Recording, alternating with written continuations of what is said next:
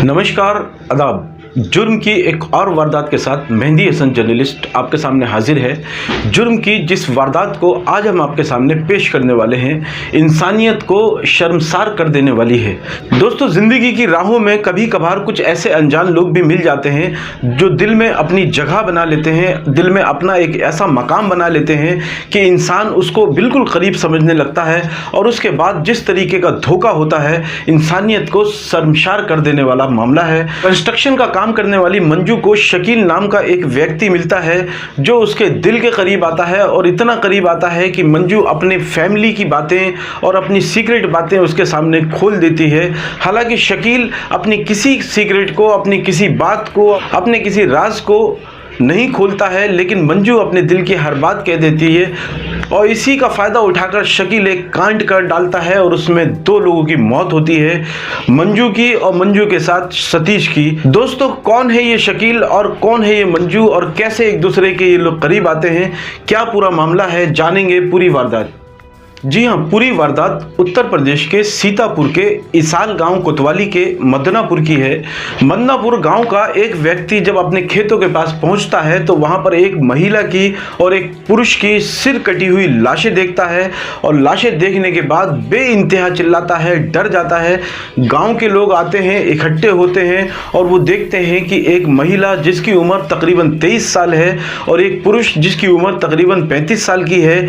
महिला की गर्दन पूरी तरह से धड़ से अलग थी और उसका सर 100 मीटर की दूरी पर पड़ा हुआ था और पुरुष की गर्दन उसके शरीर से जुड़ी हुई थी, लेकिन उसे भी बुरी तरह से काटा गया था। गांव के लोग इकट्ठे होते हैं और इकट्ठा होने के बाद पुलिस को फोन करते हैं। पुलिस आती है, मौके पर पता करती है, जांच करती है और वहां पर उन लाशों के साथ एक टिफिन उनको मिलता है जिसमें कुछ खाना था और इसके अलावा वहां पर कोई सबूत पुलिस को नहीं मिल पाता। पुलिस उस मामले में तकरीबन 11 टीमें गठित करती है और हर पहलू पर इस पर जांच करती है, लेकिन समझ नहीं आ रहा था आखिर जो ये हत्या की गई थी वो किसकी की गई थी और किन लोगों ने की थी।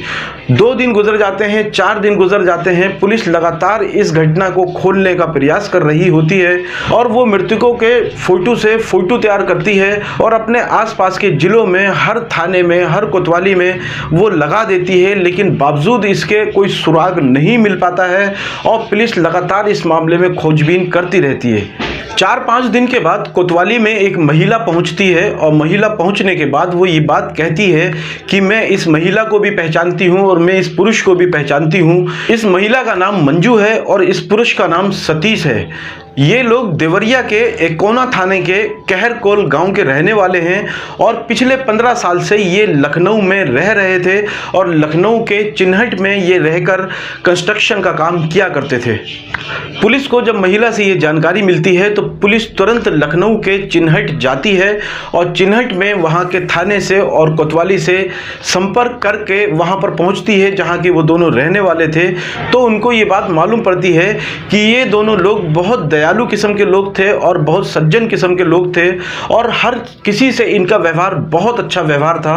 और फिर पुलिस को वहीं पर एक जानकारी मिलती है कि इनके घर पर अक्सर शकील नाम का एक व्यक्ति आता था। शकील सीतापुर के ताल गांव कोतवाली के अंबा गांव का रहने वाला था।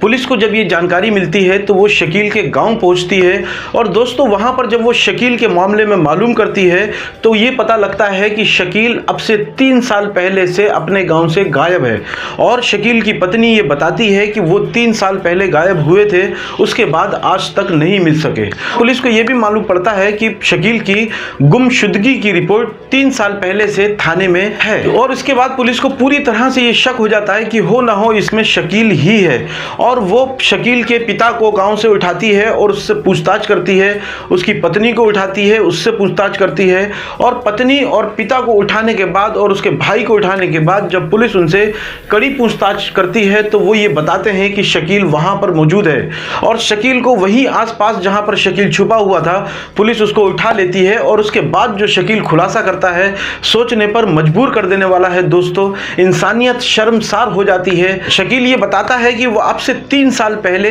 ये अपने गांव से भाग आया था और भागने के बाद ठाकुरगंज की एक लड़की से उसने शादी की थी और शादी के बाद वो यहाँ पर रह रहा था। और वो बताता है कि एक दिन कंस्ट्रक्शन का काम करते करते उसकी मुलाकात मंजू से हुई। उस दिन इसके पास खाना नहीं था और मंजू इसको खाना खिलाती है और उसके बाद क्योंकि काम का मामला था, कंस्ट्रक्शन का मामला था, दोनों लोग एक दूसरे के बहुत करीब आ जाते हैं और इतने करीब आते हैं कि मंजू अपने दिल की सारी बात उसे ये बताती है। मंजू बताती है कि हम यहाँ 15 सालों से रह रहे हैं और हमारे पास बहुत पैसा है और इस पैसे को हमें बैंक में जमा कराना है, क्या आप इसमें हमारी कोई मदद कर सकते हैं। और दोस्तों इसके बाद शकील अपने घर जाता है और जाने के बाद अपनी पत्नी से ये बात कहता है कि आज हमें एक लॉटरी मिल गई है। और उस लॉटरी के बारे में जब वो पूरी तरीके से बताता है अपनी पत्नी को, तो उसकी पत्नी अपने पिता को भी इसमें शामिल कर लेती है और बाद में शकील अपने भाई को और अपने पिता को भी शामिल कर लेता है। इस तरीके से 5 लोग वो मिल जाते हैं और इसके बाद 24 जुलाई को शकील इन दोनों के पास आता है और इनसे बहाना बनाकर इनको मदनापुर गांव में ले जाता है। और मदनापुर में पहले से ही उसका ससुर, उसका पिता और उसका भाई मौजूद थे और वो पहले तो इन लोगों को खूब मारते हैं और इनसे पूछते हैं कि तुम्हारे पास कितना पैसा है, तुम्हारा माल कहाँ छुपा है। हालांकि दोस्तों बाद में ये बात डिक्लेयर हुई कि इनके पास ज़्यादा पैसा नहीं था। जाने उसने ये बात क्यों इससे ऐसे कह दी थी, क्या वजह थी। जब ये चारों लोग उनको मारते हैं, खूब मारते हैं, तो इतना मारते हैं कि उनको मारते मारते उनको जान से मार डालते हैं और उसके बाद धारदार हथियार से इनकी गर्दनों को अलग कर देते हैं। और दोस्तों जिस तरीके से हमने देखा कि हमने कहा था जिस तरीके से कि ज़िंदगी की राहों में, इन अनजान राहों पर अगर कुछ अनजान लोग इंसान को मिल जाते हैं तो इंसान को ये चाहिए आज के समाज में कि वो सजग रहे और हर किसी के ऊपर यकीन ना करे, क्योंकि लोग विश्वास देने के बाद विश्वासघात करते हैं। दोस्तों आपको क्या लगता है इस पूरे मामले पर, आप अपने कमेंट करें। हालांकि इसकी पत्नी, शकील की पत्नी रुखसार इसमें मौके पर नहीं थी, लेकिन कहीं ना कहीं इस प्लान बनाने में वो इसमें शामिल थी। अब चारों लोगों को पुलिस ने पकड़ लिया है। आपको क्या लगता है इन्हें कैसी कठोर सजा मिलनी चाहिए? इन्होंने विश्वास देकर जो विश्वासघात किया, इस विश्वासघात का इन्हें कितनी कड़ी सजा मिलनी चाहिए? आप अपने कमेंट बॉक्स में ज़रूर करें। दोस्तों आप अगर हमसे बात करना चाहते हैं या अपने क्षेत्र की किसी घटना से हमें अवगत कराना चाहते हैं तो कमेंट बॉक्स में कमेंट करें। दोस्तों समय समय पर हम इस तरह की सनसनीखेज वारदातें आपके सामने लाते हैं और मकसद होता है कि समाज जागरूक हो सके, समाज सतर्क हो सके, समाज सावधान हो सके। दोस्तों आपको अगर हमारी वीडियो अच्छी लगती है तो चैनल को लाइक करें, शेयर करें और इसे सब्सक्राइब करें। और सब्सक्राइब करने के बाद दोस्तों बेल आइकन दबाना ना भूलें, जिससे कि जब हम खबर अपलोड करें तो वो सबसे पहले आपके पास पहुंच सके। जय हिंद, जय भारत।